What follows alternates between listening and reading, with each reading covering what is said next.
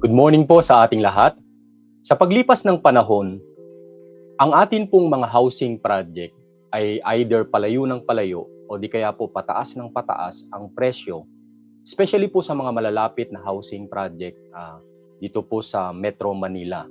At karamihan po ng home buyer na nagre-range ang salary ng 30K and below ay makaka-avail po tayo ng house and lot properties malapit sa Metro Manila, kagaya po ng Bulacan. At isa po sa mga location ng housing project na makakahanap pa po tayo na na-afford pa ng usual na atin pong mga income earner ay ang location po ng Santa Maria, Bulacan. At ngayon ay atin pong i-share ang atin pong project na nilaunch last year na halos po na sold out po yung atin pong project. Pero dahil po ito ay malaking project, meron po tayong mga ino-open na mga bagong blocks. At starting today ay po tayong mga open na new blocks at malapit po sa entrance gate mismo. Sa mga naghahanap ng townhouse, regular townhouse, o maybe townhouse with carport, especially kung kayo po ay may sakyan, or duplex with garage at few single attached, ay nag-open na po ang Apex Homes sa Greenway Place sa may Barangay Quezon, Santa Maria, Bulacan ng mga open blocks. At yan po yung ating i-discuss ngayon, no? So i-discuss po natin yung detalye mismo ng mga in-open. So hayaan nyo po akong mag-open ng aking screen at isa-set ko lang po ang akin pong FB. Okay. Dali lamang po at tayo po ay mag-set into live sa atin pong FB. Ayun. So I think we're good to go, no? Ang di-discuss ko po right now ay ang project ng Apex Homes sa may Barangay Quezon, Santa Maria, Bulacan, no? Ito po ay combination ng regular townhouse. Nakikita nyo po dito sa upper right. We also have townhouse with carport and duplex with garage, no? Yung version ng single attached, mga 6 units lang po kasi, no? Imagine niyo na lang po yung duplex na walang katabi. So yun po yung single attached. At ito po ang ating detalye, no? So 15 hectares ang atin pong initial na phase 1 ng atin pong project sa Santa Maria, Bulacan, no? And dito po ipapakita ko po sa inyo yung actual site date, actual site, no, to date, actual site to date. And then mamaya ipapakita ko rin po sa inyo ang mga actual na turnover kasi ang atin pong project ay pre-selling status, no. Pag sinabi po nating pre-selling status, ito po ay nagla-land development pa lamang, no. Currently ito po yung pinaka-updated natin na actual project site, no. So nagsisemento na po tayo sa main road. Mamaya i-discuss ko pa po in details ito, no, yung ating pong project, no. So pero ito po yung recent nakuha ng isa sa mga agents po natin, no. Credit kay Lance Uy, no, isa po sa ating agent na nag-update po nito. So yan, basically ito po ay nasa Barangay Road, no. From the National Road na dinadaanan po ng bus from Manila, magta-tricycle pa po tayo ng mga 10 minutes, no? 10 minutes away po ito. Ito pong ating project. So currently, ito na po yung ating development. So mabilis naman po yung ating progress, no? Gusto ko lang ding i-emphasize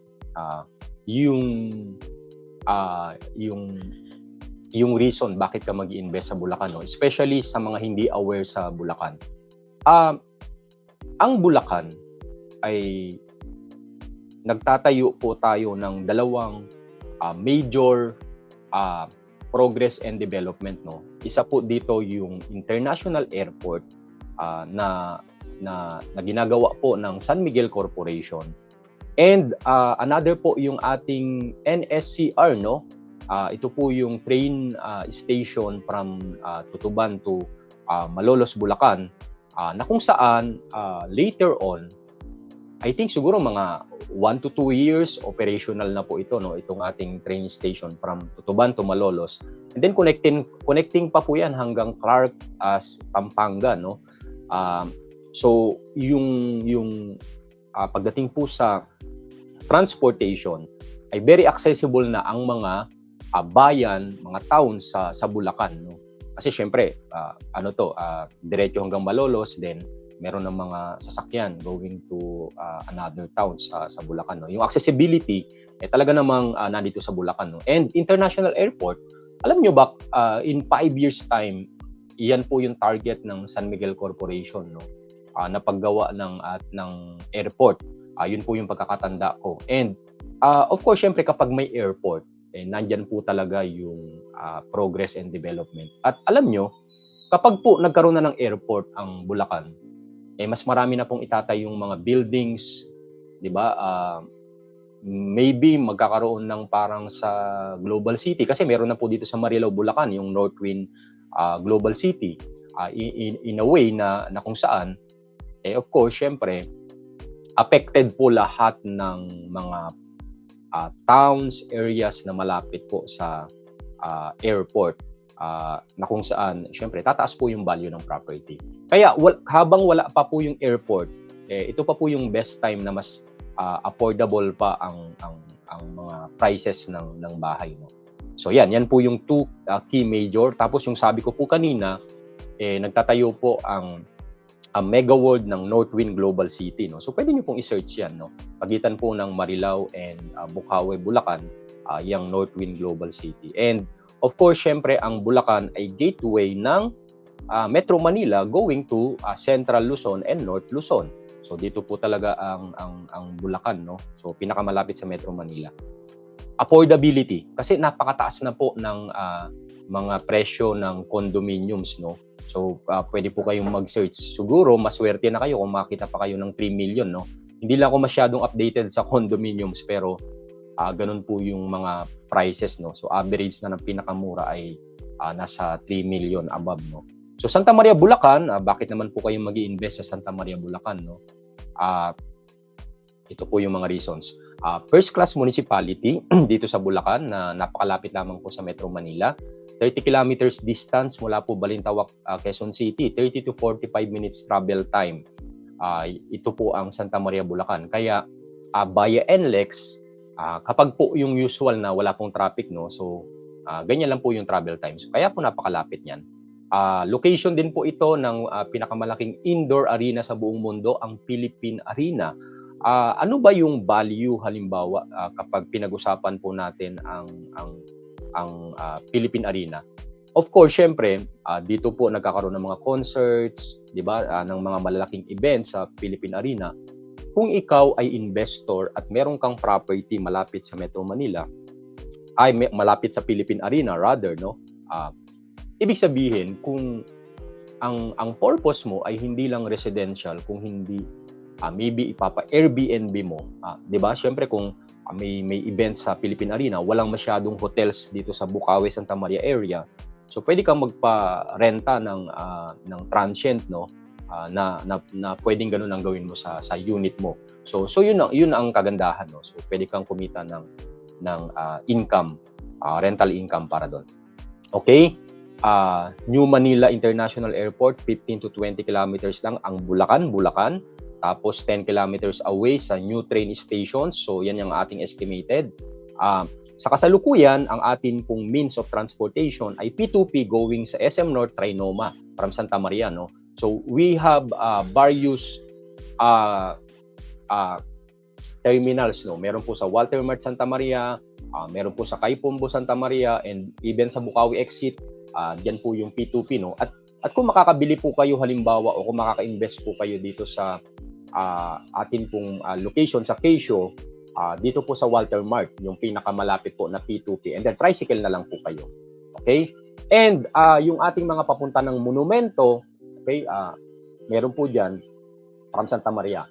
So dadaan na po yan ng mismong kanto ng Barangay Quezon, may mga tricycle na po doon, and then magka-tricycle lang po kayo. Okay? And meron din po tayo going sa Divisoria. In fact, ito na-testing po namin to, no, nung nagpunta po kami ng Divisoria at tinry po namin na mag-commute via bus. Doon po, malapit na mismo sa Tutuban, kung familiar po kayo no doon. Parang I think nakalimutan ko yung pangalan, pero doon ang paradahan sa may temple, may parang temple doon malapit sa Tutuban, Chinese temple.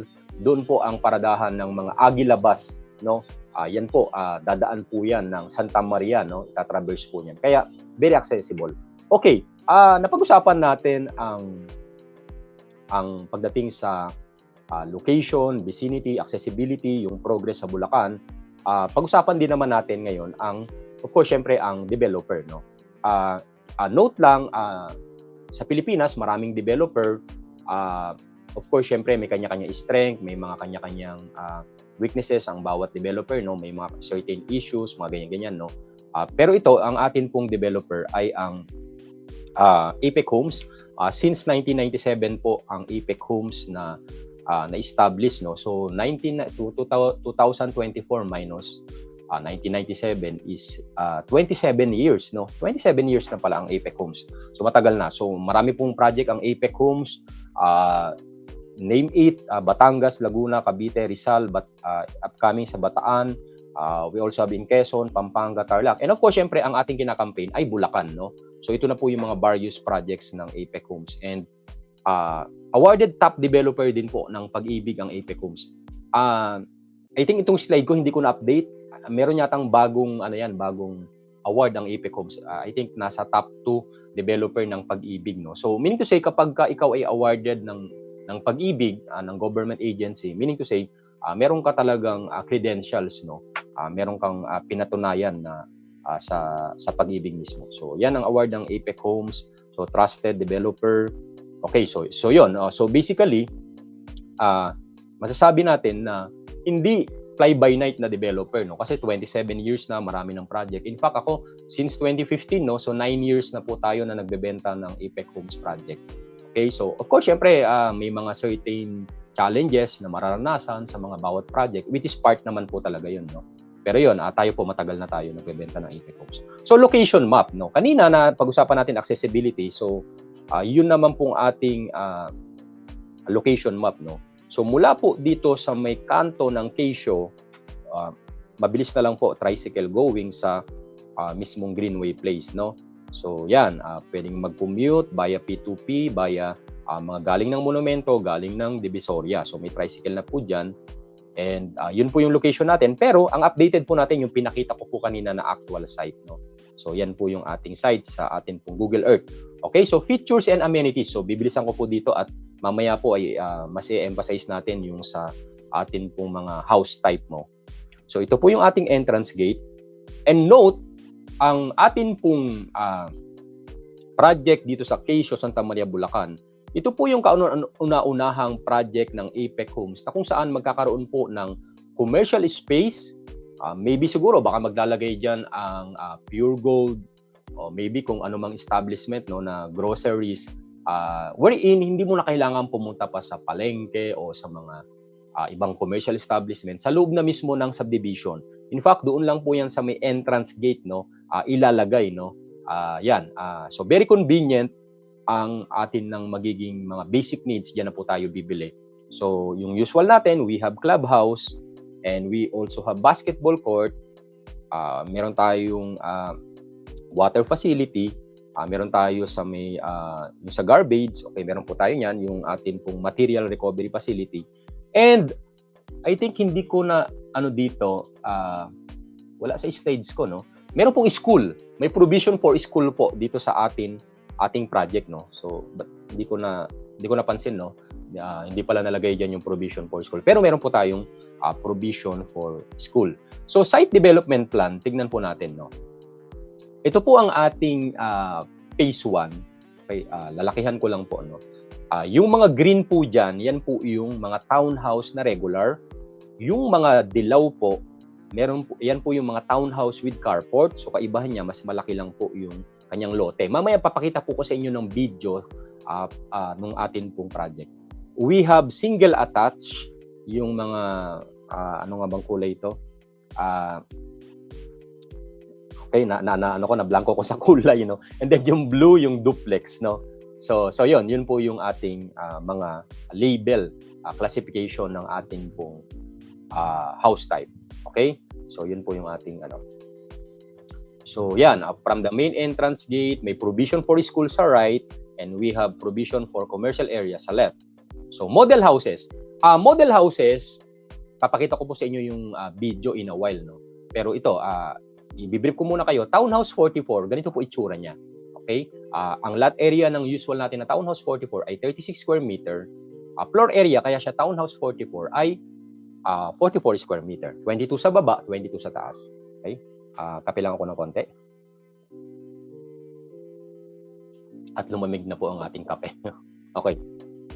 So, inner units. So, ito po yung mga mid na units, no? End unit.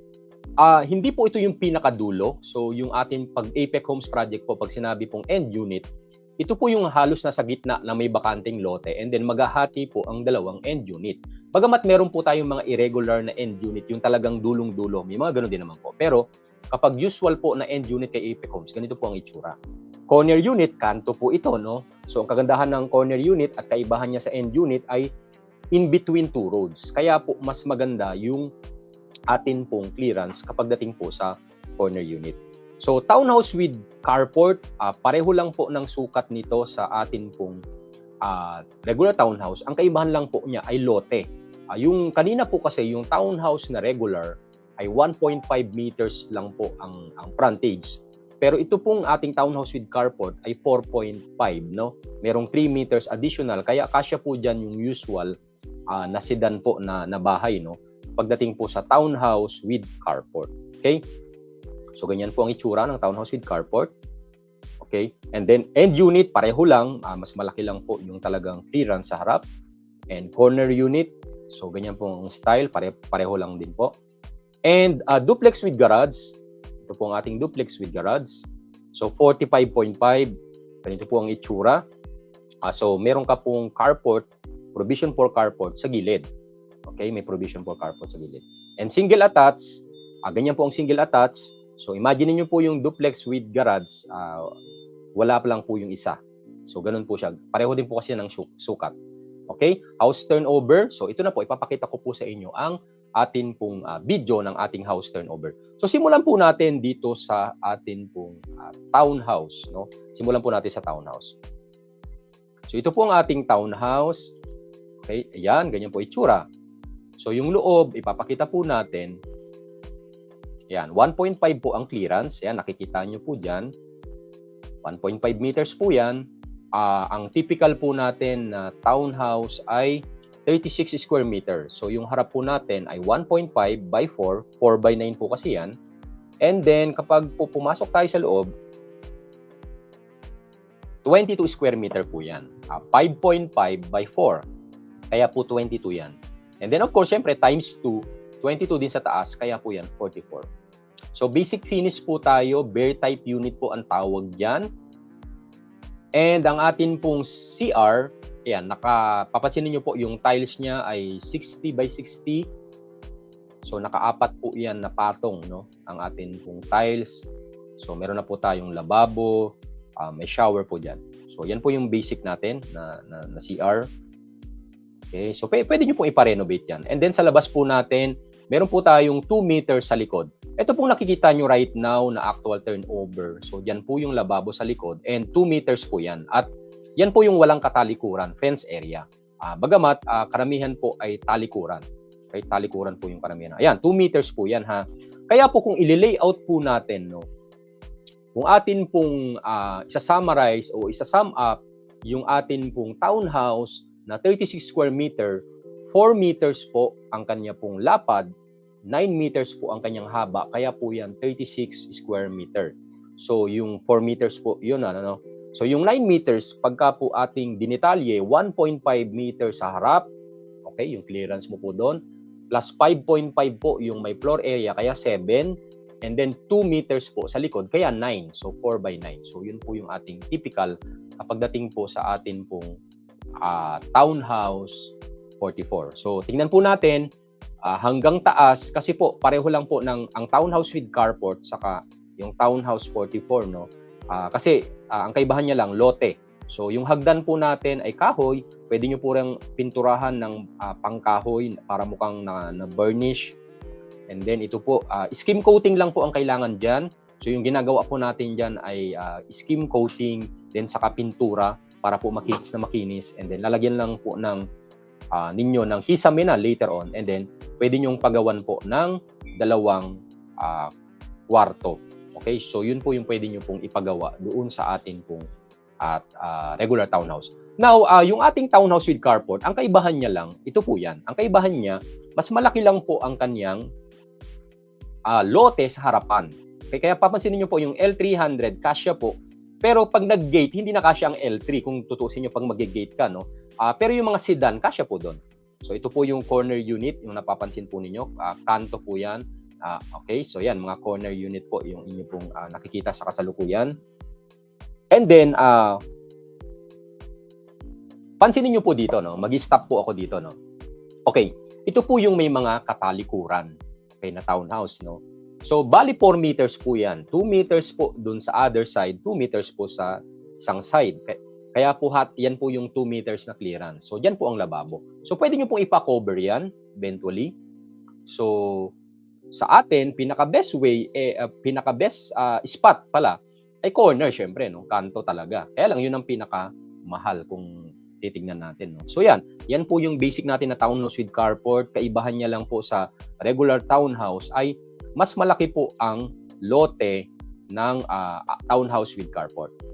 Ayan. So, yan po, meron po tayo niyan dito sa Greenway, no? Na itatayo, no? Ito po kasi ay kuha natin sa ibang project ng Apex Homes. Note po, no, na ang atin pong Greenway Place ay wala pa pong nakatayo, so nagla-land development pa lang.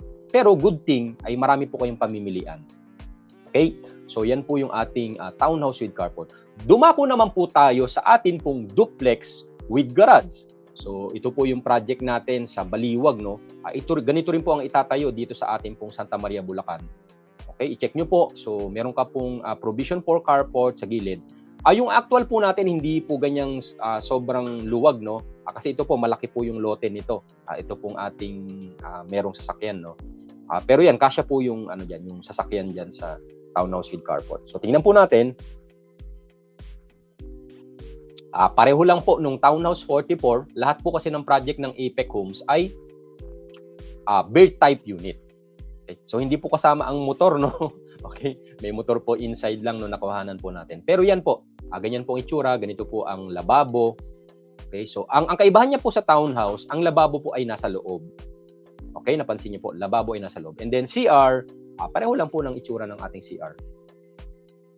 Okay? So yan po ang ating CR. So, yan. And then, ang ating labas, ganyan po yung ating labas, no? Ng atin pong townhouse, duplex with garage. Pero ito po yung duplex na nasa kanto. Malaki po yung lote nito, no? Nasa 80 plus, I think 80 plus po ito. Yung regular po kasi natin 58.5. Pero yon kasya po ang sasakyan doon. So, ito po yung side niya ng atin pong duplex with garage.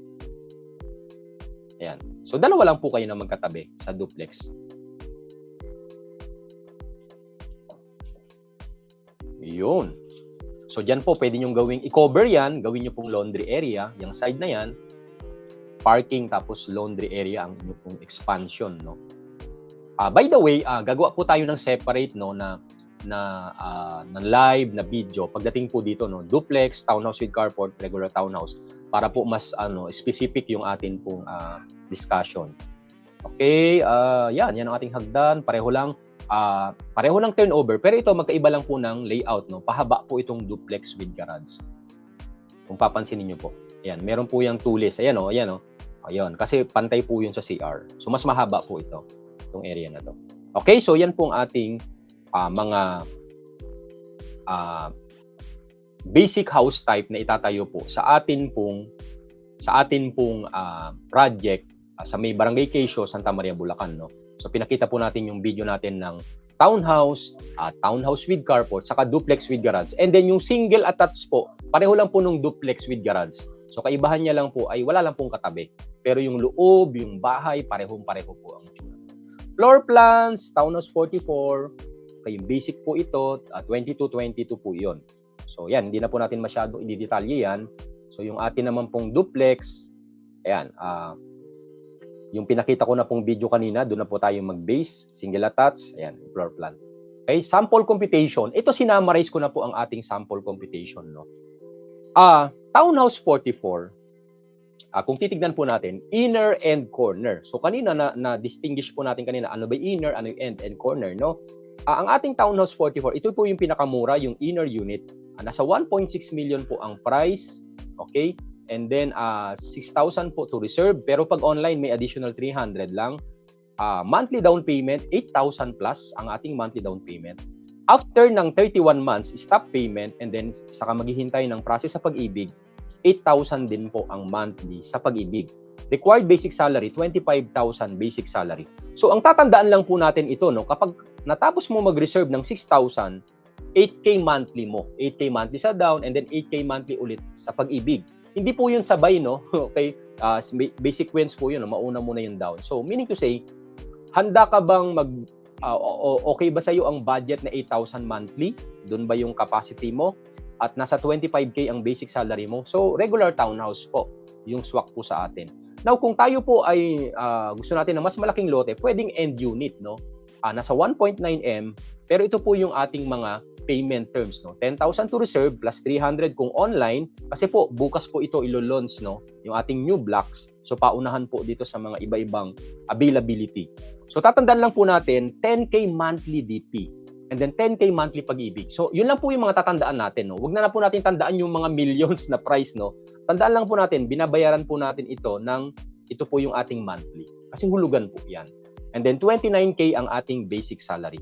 Sa corner unit, it varies po yung sizes, no? Magkakaiba, no? Pero ito, kumuha po tayo ng sample sa ating inventory, 61 square meter, 10K to reserve. So, ang tatandaan lang po natin dito, 16K plus ang monthly down. Yan po yung range. Yan yung pinakamura. And then, kapag nasa pag-ibig na ay 10K plus monthly. So, note, ang down payment, 31 months to pay. So, almost 3 years. Kaya po sa mga nagtatanong, which po ang abutin natin dito. Okay, 4 years po. 10K monthly sa pag-ibig sa 30 years na long term. And then, 30K monthly ang dapat na required basic salary. So, ito lang yung mga kailangan nating tandaan pagdating sa ating mga payment. Yung with carport, mas mataas lang po, no? 6K to reserve, and then 12K monthly ang ating pong down payment sa 31 months sa inner unit. And then kapag pinasok na po sa pag-ibig, after po ng down payment, which is, may ano po yun, may waiting period pa po yun, no? Usually mga 1 year plus pa po yun, no? Ay 9K monthly sa 30 years long term. So sumasahod ka ng 27K monthly, pasok ka na dito, or maybe combined salary po kayo. End unit, dahil mas malaki ang lote, mas mahal. So, 17K monthly sa down sa 31 months. And then, kapag pinasok na sa pag-ibig, 11K plus monthly. So, kung sumasahod ka ng 32K, pasok ka na. Sa corner unit, which varies sa sizes, ito po, 10K to reserve, 22K plus monthly sa down, and then 11K monthly sa atin pong pag-ibig. And then, ang ating pong required salary ay 32K ang ating basic salary. Yun lang po yung mga tatandaan natin. Duplex with garage, gusto nyo ng malaki ang lote, okay, at mas malaki yung bahay, okay. So, ito po ang atin pong mga tatandaan. 7.5 to reserve kasi meron po tayong discount. And then, 16K plus monthly sa pinakamura. Okay, 31 months yan. After 31 months, pahinga, and then hanggang ipaprocess ang ating loan sa pag-ibig. So kapag po na loan take out na tayo, 11K plus monthly sa pag-ibig. Tapos sumasahod ka ng 32K monthly, pasok ka na. Sa end unit, pareho lang to reserve, pero mas malaki po yung down payment. 22K plus ang pinakamura natin sa end unit. And then kapag nasa pag-ibig na, 12K plus monthly. So sumasahod ka dapat ng 34K monthly. Corner unit, 73 square meter, yung sample lang po natin. Mas mataas lang po yung ating monthly down, nasa 29K plus monthly sa loob ng 31 months. And then, ang atin pong pag-ibig nasa 12K plus. So, kung papansinin po natin, no, malaki lang po yung down payment, pero kapag nasa pag-ibig na, mas mababa na at mas mababa ang required salary.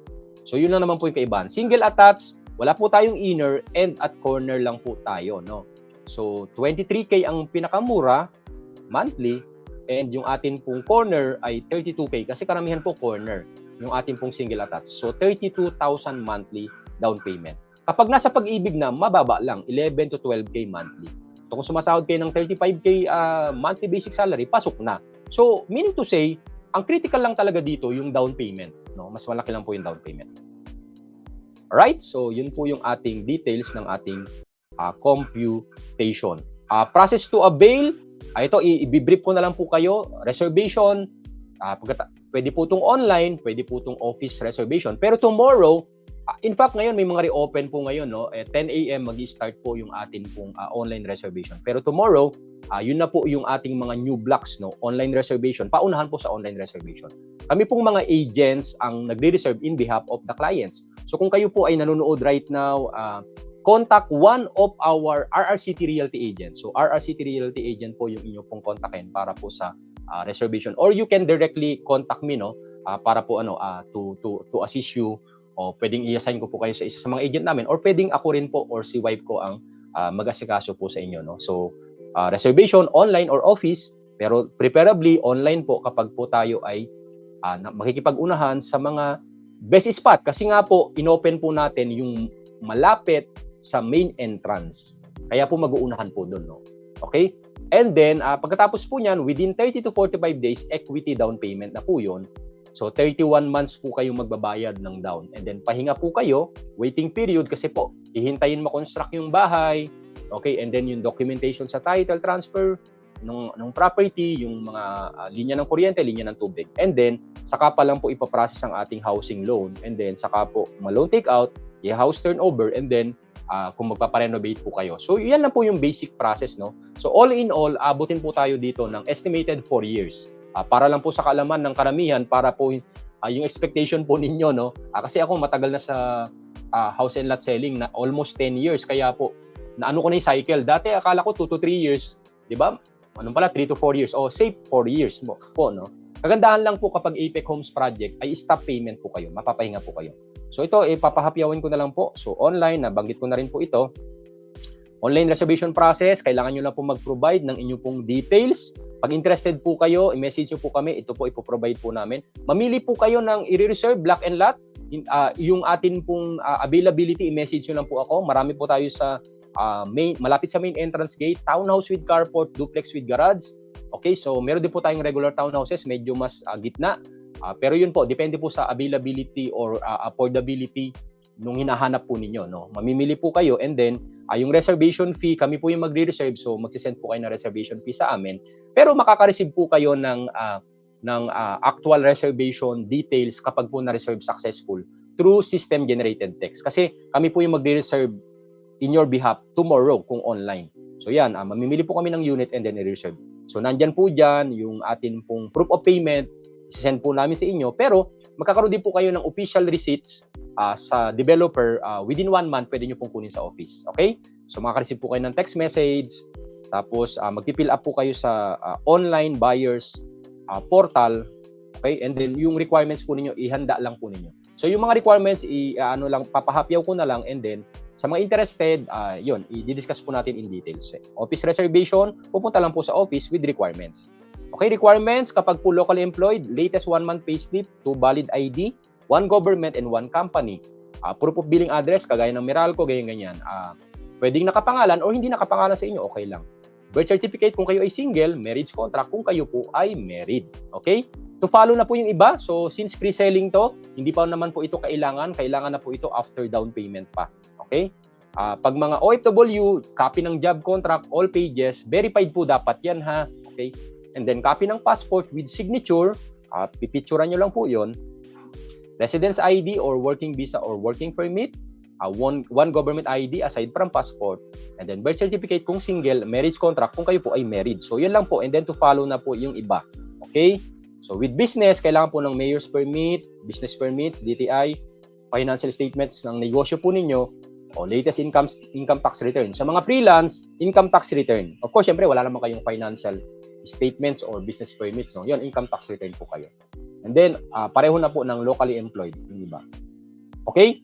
So, yan lamang po ang atin pong update. Yung detalye ng mga mapa, by the way, papahapyawan ko na lang din po, no?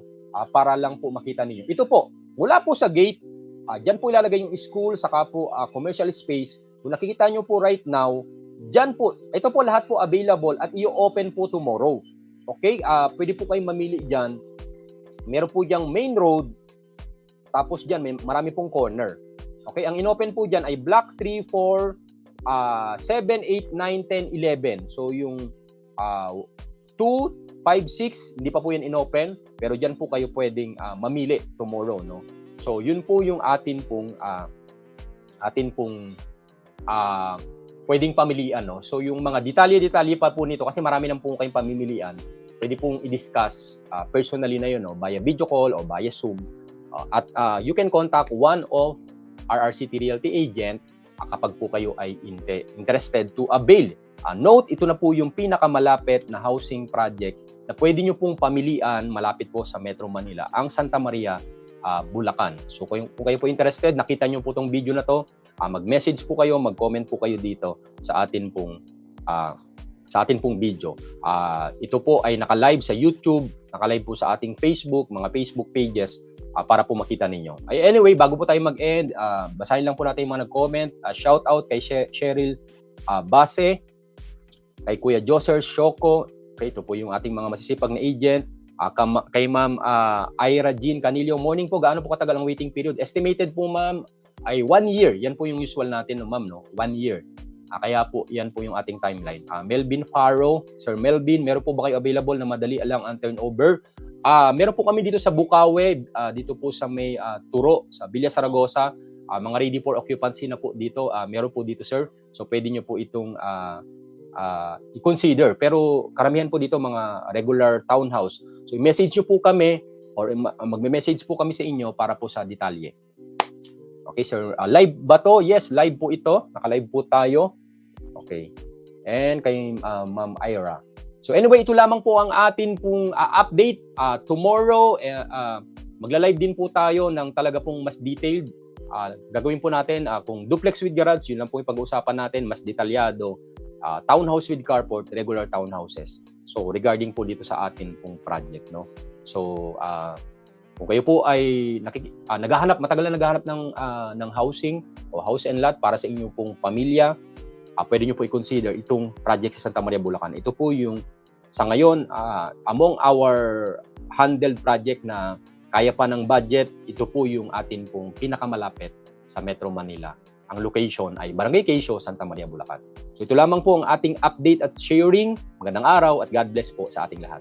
Bye-bye! Have a great day po sa lahat.